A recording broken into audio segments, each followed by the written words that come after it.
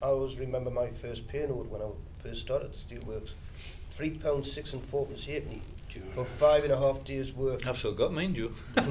First pay note. Still living of it. That's the money, not your pay note. But when you think with £3.32, you're paying that for a pint in Newcastle. But it was 5.5 days' work, and it was work as well. But £3.80. That was like, right, it was £3.18. That was my apprentice. That was my first one. This is when I started in the time office. And I had to go to Sun, I think twice a week on classes, you know. I hated every moment of it. Because there was nothing up here, you know, you couldn't go to there. It was West Park. And you used to have to pay like the old $half, remember the old 2 and 6pence?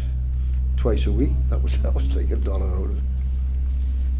It was, but you kept it going on. You kept going because you had an apprenticeship, and you were proud of that apprenticeship. I mean, what you done after that, it doesn't matter. You left. You either left to work elsewhere, but it was always had to come back. But I was always proud of my apprenticeship, no matter what. It was just one of them things. I started as a tea lad on the soaking pits. My first pay slip must have started later than Joe, like it was £6.10 and 4pence, 1969. Still got it, as I say, not the money but the pay slip.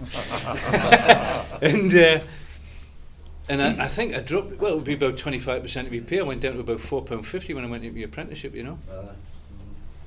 So I took a drop, and my mates were all labouring and earning like about 3 or 4 times more than us, 5 times more than us, you know. And I kept saying to my mother, can I not pack in my apprenticeship like and can labour it? You were always lower than the junior. You want a little money compared to some of the boy labourers, and that was it, the company, you know, like, you know, boy burners and such like. But you expected, or you did, get a lot more money what they did when you come out of your time, sort of style. Plus the fact they had a trade. Remember, they were working shifts and you were working day shifts, so they also got the shift allowance, which boosted their salaries up. I mean, say when you were 16, you could work 6 till 2 and 2 till 10, but you weren't allowed to work night shift till you were over 18. And that was a point as well. People who brought that before haven't ever said, you know, that in the works you are relatively well paid, and then when the works closed, you had the problem of, I think Frank said that day, you know, jobs around, and in some of the factories where they want you, that's £3 or £4 an hour. That was a lot less. So there was, you were kind of you hit anyway in a sense, weren't you? Or both ways rather, weren't you? You know, there was less work, and the work that there was poorly, relatively speaking, poorly paid. And that's still happening now, because you've still got some of the factories in the area still paying minimum wages. And there is a lot of influx from the Polish community, which is coming in and they're taking the jobs, and you know, they take the jobs where people who say, well, we can't survive on that sort of wages. They'll work 30 hours a day. And good to them. Huh? I mean, good to them, and they work hard. Well, just on before about all these new houses going up and that lad there said it's all commuters. It is. Yeah. They're living up here and working elsewhere sort of style, so maybe they can afford the houses up here. But if you look at like local residents, where's the work for them sort of style? There's not. There's no, there might be work, but there's no money. You know, you're talking about your hourly rate or whatever it is, it's rubbish. Minimum wage. It was when the company closed, everybody says, where the hell am I going to get a job to pay for the house and do this and do that? For young couples who are just starting off now, having to work in this area, it would be very, very difficult to actually survive and pay a mortgage, because the salaries are not big enough to actually undertake take the prices of the houses that are being built. Even now, the younger families now, both of them are got to be working to afford the houses and the rest of it. If they go, the kids are put on the back burner till those have got money behind them. For the majority of people, you don't get now where the bloke's a breadwinner. He goes out to work and the wife stays at home and makes bread and cakes with the kids. Yeah, I mean, we've seen that kind of cultural revolution, really, haven't we? As Paddy was talking about that last week, where, you know, women, it's automatically they will be working, really. I mean, there needs to be that 2 wages, and then 20% for a mortgage. It's like beyond lots and lots of people. I mean, the average age now is 35, 40 getting their first house. They're also having kids at that sort of age, where I was married at 18 with a, the sort of fashion then, you know, generally there would be exceptions, but you know, all my mates married at about that sort of age, you know what I mean, 18, 19. Yeah. Now it's, you know, my kids were 35 when they got married, you know what I mean? Go back to the hospital. A lot of young girls, when we had the hospital, could go there and do training to be nurses, which was a bit of a cushion for the men who lost their jobs at the steelworks. That's all gone. There was a lot of girls and married women worked in the offices, clerical workers. There was no commerce ever brought back into the area, and they've had to go look further afield, or even possibly not even get a job.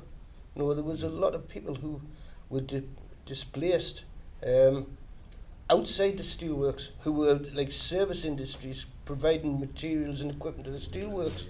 You know, all of those lost out. There was redundancies on them, never to be replaced.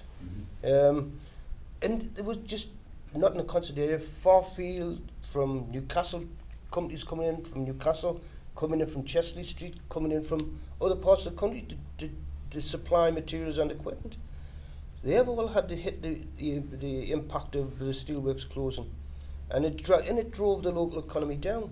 And I still don't think we've ever recovered from it. You go along down the streets of Blackhill, Durban Street was a massive shops and pubs and everything. Middle Street, you go along Middle Street now, and you see how many places are boarded up. You know, cards and charity shops. Cards and charity shops, yeah. But one of the things we said this morning, can you remember when the company closed, was the man the only breadwinner?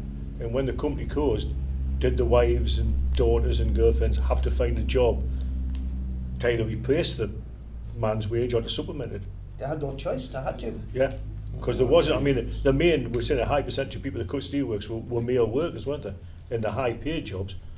And the wives stayed at home, as you said. And then when you probably agree, when you met your wife or your girlfriend, she was probably working in Salaways or somewhere like that, as mine was. When we got married and the kids came along, that was her at home, looking after the kids. I was a breadwinner. But that they did, yeah, if they could find it. I mean, unemployment here is still 12.4 when it's 8% now. You know, the national average is 8.8%. But all the places where there used to be the shipbuilding, the coal, the steel, Wales, Scotland, you know, they're the places that suffer worse diets. You know, there's a pattern there. The other thing that some jobs got changed, like you were on about the nursing. You know, I used to be a careers advisor for a while, and one of the things that happened with there, when you were on about when nurses used to go there, they used to do 3 months. I mean, my wife was trained nurse, and they used to do 3 months in the nurse training school, and then they would go on the wards for 3 months, and then back 3 months. And after a while, you know, when I was at the college for many years, it was an all-graduate profession. They had to have a degree to be a nurse, you know what I mean? There was none of that, you know, you had to have a vocation and want to do nursing. And we've maybe seen some of, you know, apart from like being low numbers in nurses and things, you've maybe seen something with some of the recent hospital stories, like with, you know, about that lack of compassion and that. If you just got the qualifications and you haven't got a vocation to be a nurse.